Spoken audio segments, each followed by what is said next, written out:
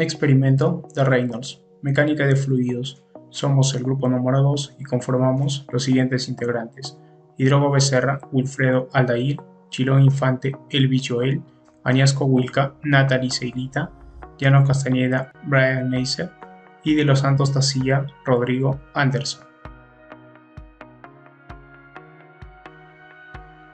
Número de Reynolds. El concepto fue introducido por George Gabriel Stokes en 1851, pero el número de Reynolds fue nombrado por Osborne Reynolds en 1842 a 1912, quien popularizó su uso en 1883. En la actualidad, Reynolds es un número adimensional y puede utilizarse para definir las características del flujo dentro de una tubería. Por ello, su valor indica si el flujo sigue un modelo laminar o turbulento. Las características que condicionan el flujo laminar dependen de las propiedades del líquido y de las dimensiones del flujo. Mientras que aumenta el flujo másico, aumentan las fuerzas del momento de inercia, las cuales son contrarrestadas por la fricción o fuerzas viscosas dentro de un líquido que fluye. Cuando estas fuerzas opuestas alcanzan un cierto equilibrio, se producen cambios en las características del flujo. En base a los experimentos realizados por Reynolds en 1874, se concluyó que las fuerzas del momento son función de la densidad, diámetro de la tubería y de la velocidad media. Además de ello, la fricción o fuerza viscosa depende de la viscosidad del líquido. Como podemos ver en la imagen de la derecha, contamos con un flujo laminar y un flujo turbulento.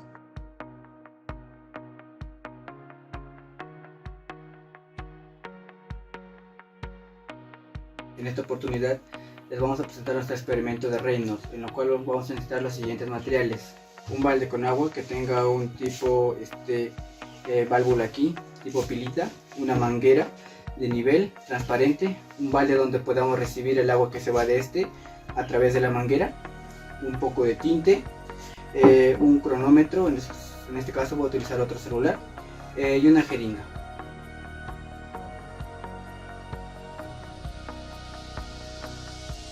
Continuando con el experimento, vamos a determinar primeramente el caudal.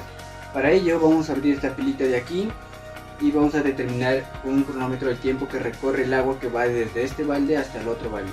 La distancia de la manguera es de 2 metros, por lo tanto abrimos la pilita y el temporizador del cronómetro al mismo tiempo.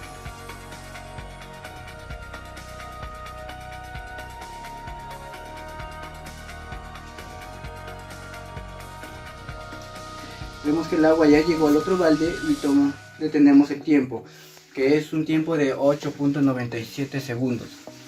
Repetimos este procedimiento un par de veces más para determinar el caudal promedio. Una vez determinado el caudal, vamos a proseguir a inyectar el tinte a la jeringa para determinar cómo es el comportamiento del número de Reynolds. Procederemos a inyectar el tinte a la jeringa. Vemos que no tenga aire atrapado.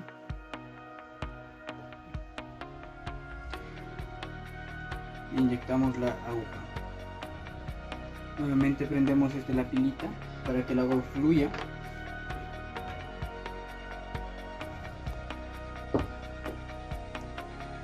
Y de esta manera vemos cómo el tinte va a recorrer a través de la manguera y todo el líquido.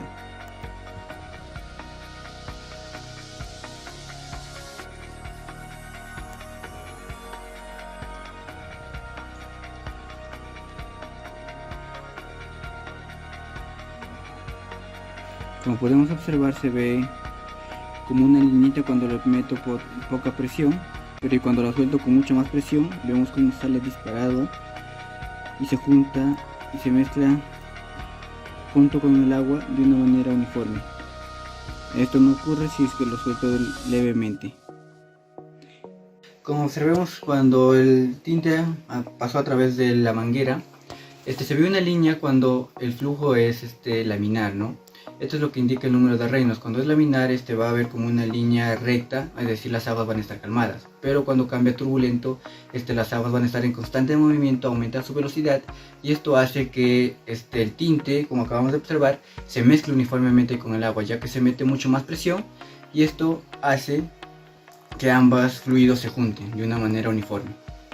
Eso sería todo el experimento. Procederemos a calcular el número de Reynolds el caudal y el número de Reynolds que pasa a través de esta manguera que hemos hecho el experimento.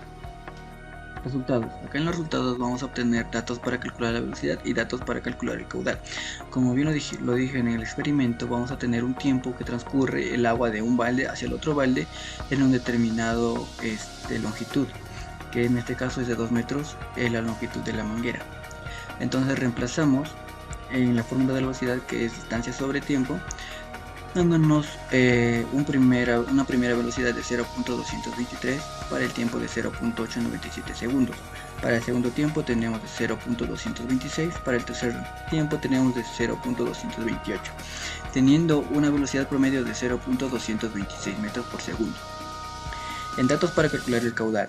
Como bien sabemos, el caudal puede ser volumen sobre tiempo o también velocidad por área. En este caso vamos a utilizar la segunda mencionada, diciendo que la velocidad de 0.223 por el diámetro, que es de 7 milímetros, 0.007 metros, dándonos un caudal de 8.58 por 10 a la menos 6, dándonos un segundo caudal de 8.69 por 10 a la menos 6 y un tercer caudal de 8.766 por 10 a la menos 6, dándonos un caudal promedio de 8.68 por 10 a la menos 6.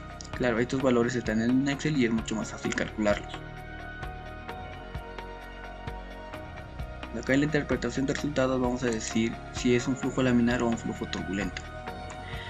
Cálculo analítico. Datos para calcular el número de Reynolds. Como bien sabemos, el número de Reynolds es densidad por diámetro por velocidad sobre la viscosidad dinámica, o también diámetro por velocidad sobre viscosidad cinemática. Esta última mencionada es la que vamos a utilizar para calcular el número de Reynolds. La viscosidad cinemática por el agua potable es de 1.30 por 10 a la menos 6 metros cuadrados sobre segundo. Como bien sabemos, el número de Reynolds es un número adimensional. Esto se puede comprobar porque el diámetro por la velocidad quedaría metros cuadrados sobre segundo, sobre la viscosidad cinemática, que está en metros cuadrados sobre segundo, dándonos un número adimensional. Entonces, reemplazando estos datos en la fórmula del número de Reynolds, podemos decir que tenemos 1200.58 para la primera velocidad. Para la segunda velocidad tenemos 1216.86, para la tercera tenemos 1226.56 como número de Reynolds, teniendo un número de Reynolds promedio de 1214.67. Como vemos, no excede un número de 2000, por lo tanto podemos decir que es un flujo laminar. Determinamos que un mayor caudal, el flujo va a tender a un flujo turbulento. En cambio, si hay un caudal bajo, el flujo de este fluido tenderá a ser laminar. Conocer el comportamiento de los fluidos a través de tuberías es de gran importancia, ya que gracias a este comportamiento podemos definir cuáles son las pérdidas de carga que se producen durante su paso, ya sean pérdidas por accesorios o por fricción. Al aumentar la presión en un fluido que se encuentra, en este caso, dentro de una tubería, aumentará su gasto volumétrico y su velocidad, provocando invariablemente un incremento del número de Reynolds. Por lo tanto, el flujo del fluido se comporta de manera turbulenta.